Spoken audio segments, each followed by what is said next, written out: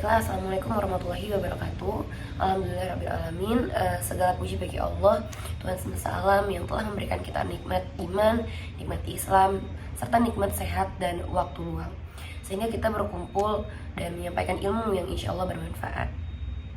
Baiklah, salawat dan salam juga semoga senantiasa tercurah kepada baginda Muhammad SAW, Nabi akhir zaman yang telah membawa kita dari zaman jahiliyah menuju zaman yang penuh cahaya ilmu pengetahuan seperti saat sekarang ini.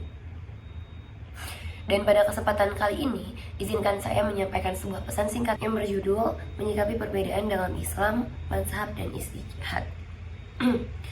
Baiklah sahabat-sahabat yang dirahmati Allah, kita hidup dalam masyarakat muslim yang beragama. Nah, kita sering mendapati perbedaan dalam pelaksanaan ibadah. Ada yang salat subuh pakai kunut, ada yang tidak, ada yang tarawih 8 rakaat, ada yang 20, ada yang takbir saat hari raya 1 hari, ada yang 3 hari. Nah, pertanyaannya, apakah perbedaan ini membuat kita harus bertengkar? Apakah kalau orang lain berbeda, mereka pasti salah? Nah, inilah yang ingin kita bahas hari ini. Karena memahami perbedaan dalam Islam adalah kunci utama menjaga ukhuwah dan kedamaian di tengah umat. Nah, Islam adalah agama yang sempurna. Namun dalam hal cabang atau furu', Islam memberikan ruang ijtihad atau penafsiran. Dalam surah Hud ayat 118, Allah berfirman, dan kalau Tuhan mengkehendaki, tentu Dia menjadikan manusia umat yang satu, tetapi mereka senantiasa berselisih pendapat.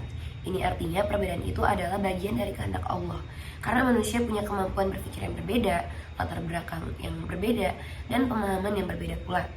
Nah, bahkan di zaman Rasulullah, para sahabat pun pernah berbeda pendapat. Misalnya ketika Nabi memerintah jangan ada yang salat asar kecuali di Bani Quraizah. Sebagian sahabat itu memahami itu secara harfiah, sehingga mereka menunda sholat sampai tiba di tempat. Sementara yang lain memahami bahwa maksudnya adalah bergegas ke Bani Quraizah, tetapi tetap sholat asar di waktu normal. Nah, dan apa reaksi Rasulullah?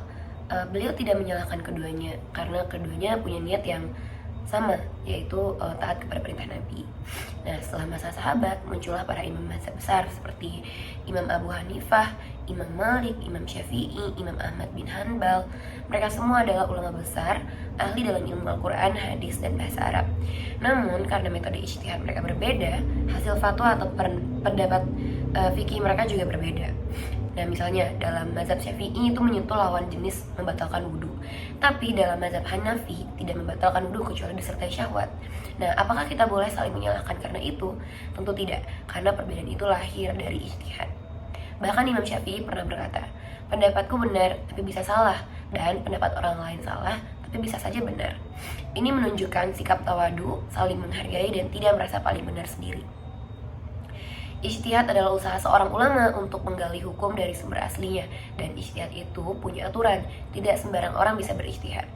Tapi hasil ijtihad pada ulama bisa berbeda, dan itu bukan kesalahan, tapi justru menunjukkan bahwa Islam fleksibel dan bisa menyesuaikan dengan kondisi umat.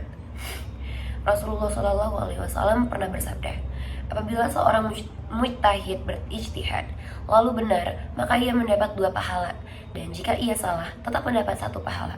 Hadis riwayat Bukhari dan Muslim. Maka dari itu, jangan sampai kita mudah memvonis bid'ah, sesat, atau bahkan kafir hanya karena ada saudara muslim yang berbeda dalam masalah furu' atau ijtihad. Nah, sahabat-sahabat, Islam bukan hanya tentang benar atau salah, tapi juga tentang adab, kasih sayang, dan ukhuwah. Mari kita hadapi perbedaan dengan ilmu, bukan emosi. Mari kita belajar memahami, bukan hanya menghakimi.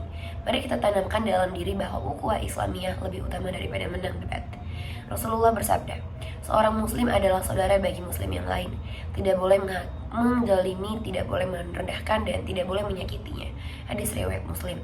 Maka jika kita mengaku mengikuti Rasulullah, mari kita jaga persatuan.